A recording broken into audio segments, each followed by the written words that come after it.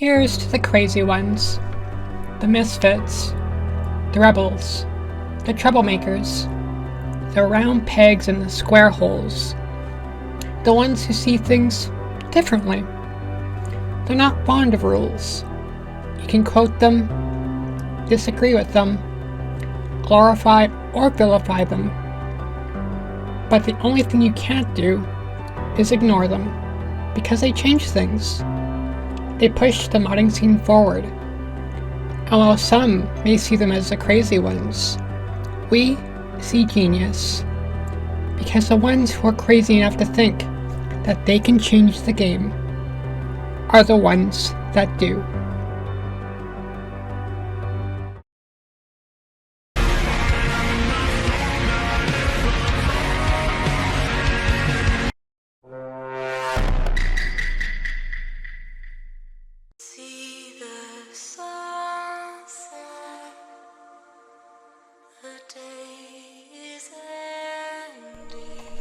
On August 21st, 2025, the developer of Mare Synchronos announced that Mare was shutting down due to a cease and desist. It's been strongly alluded to that the cease and desist was from Square Enix. However, I haven't seen any concrete information on what the underlying cease and desist was issued from, but a lot of people are saying it's safe to assume it was Square Enix. For those who maybe never heard of Mare, Mare was a file synchronization service that basically allowed players to see each other's modded appearances in-game in Final Fantasy XIV. And the service has been running for like the past 3 years or so. And for people who do role-playing, it's been a great boon to the level of immersion that role-players can get. Being able to visually get your character exactly and precisely how you want it to look, and being able to share that precise appearance that you've curated to other players has been something that has given people a great amount of immersion. And this is basically in response to the fact that Final Fantasy XIV is lacking customization options that players really want, among other things.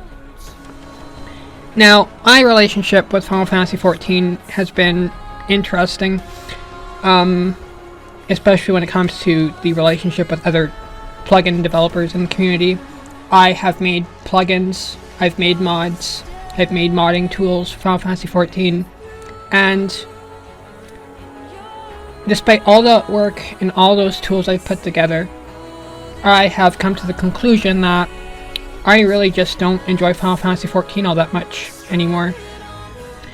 For the past 7 months to a year, I have been grappling with the fact that I just don't enjoy the story, I don't enjoy the combat, and the only thing keeping me in the game was the fact that I had a sandbox that I could mold the game into how I wanted things to be. But sometime in February, I came across a game that not only is based on user-generated content from the ground up, but I don't have to worry about breaking some TOS to look how I want or do the things that I want. And so I'm going to be going over why I ultimately made the jump to switch from Final Fantasy XIV to VRChat for my social online experience.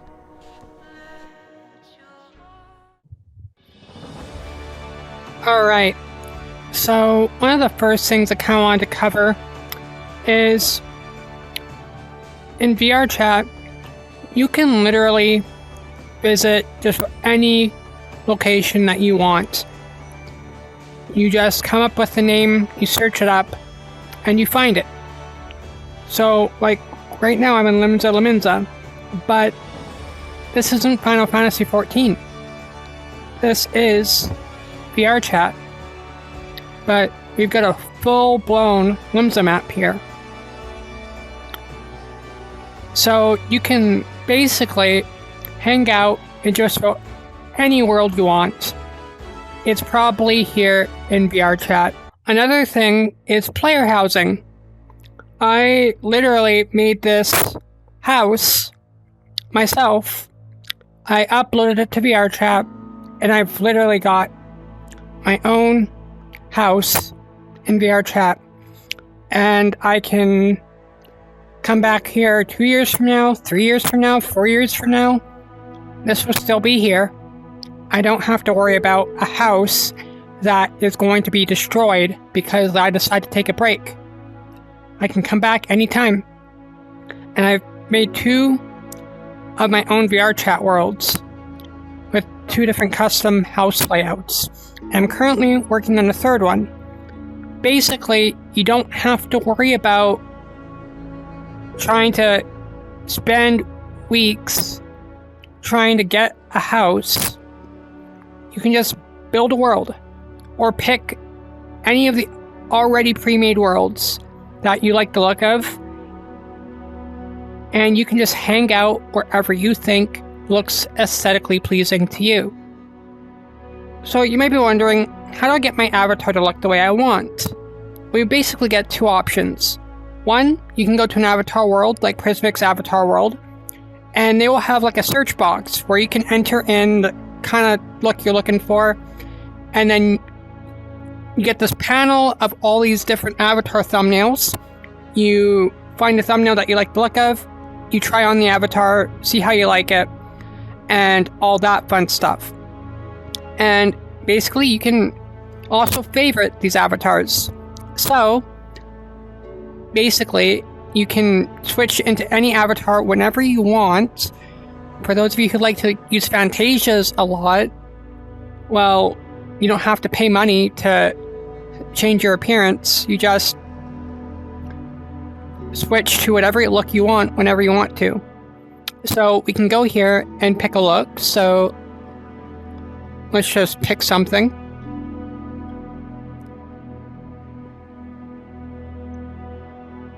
So yeah, we can so here's one avatar. I might decide, you know what, let's try a different one. So let's go and see what else we got here.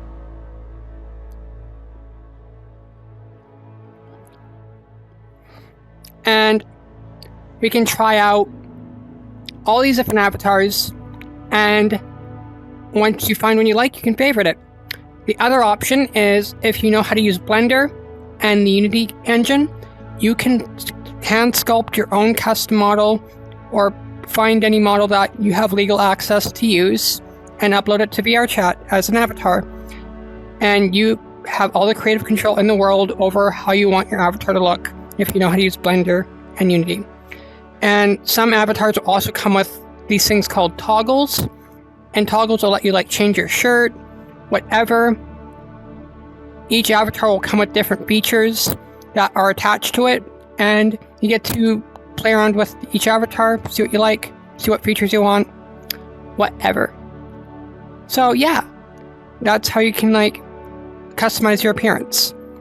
Alright, so another thing you may be wondering about, VRChat's a social game, but what if there's someone I don't like? Well, you can go to the social tab, and you can go to a user, you click moderate user, and you can click report or block. If you block a user, it's bi-directional. They disappear for you, and you disappear for them. When you block someone, neither of you guys can see each other. It's not like Final Fantasy XIV where when you block someone, that person just disappears, but they can still see you. No, VRChat, it's two-way. When you block someone, it's a two-way block. So, something like that shouldn't be a huge deal, but VRChat has the ability to block people actually done the way it should be.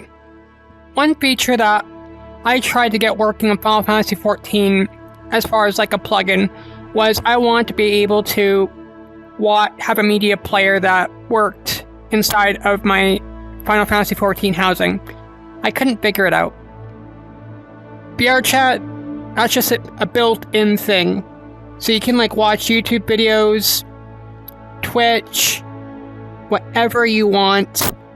You can literally just find any world that has a TV in it, and you can play any media you want on it for the most part. It's great.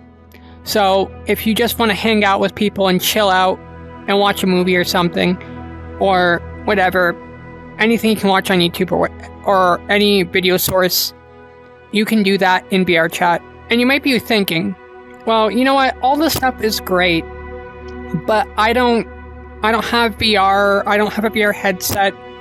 Well, you can actually play VRChat in desktop mode. And there's a lot of content in VRChat that will work completely fine. You are not really put at any disadvantage for the most part. You can play VRChat in desktop mode. You can still move your avatar, you can still do toggles, you can interact with most games. Playing in desktop mode is perfectly fine and a perfectly legitimate way to play VRChat. And you have the added option of, if you do want the extra immersion, you can get the extra hardware, but you do not need VR to play VRChat. What can we actually do in VRChat? Like, what games are there? Well, anyone can make a game in VRChat. So you got Murder 4, which is you got like one murderer and other people who are trying not to get murdered. You have Among Us, Prison Escape, Terrors of Nowhere. It's kind of like an arcade horror game where you get spawned into these rounds that you have to try and stay alive and not get killed by the murderer, and different creatures will spawn that will try to kill you. It's a simple fishing world. You just go fishing.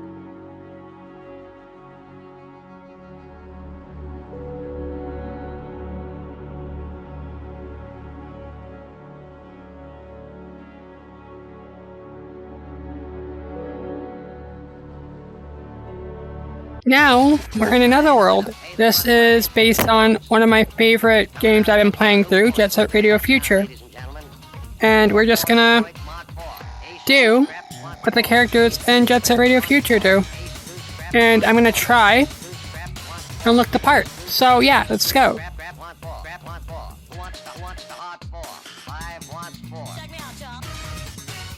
I just had to paint on the wall. I don't know, I can just do whatever I want on VRChat. So much freedom.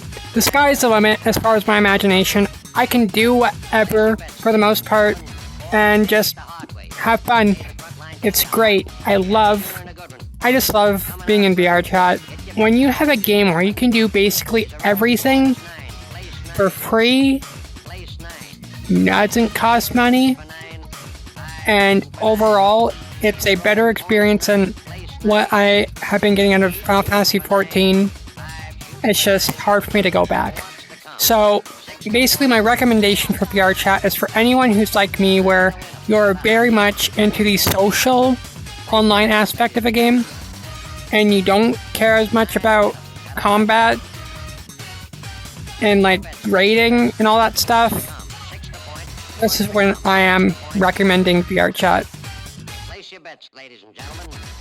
Final Fantasy XIV, it had a great story, and for the story that it had that I thought was great, from A Realm Reborn to Endwalker, it's been a great game.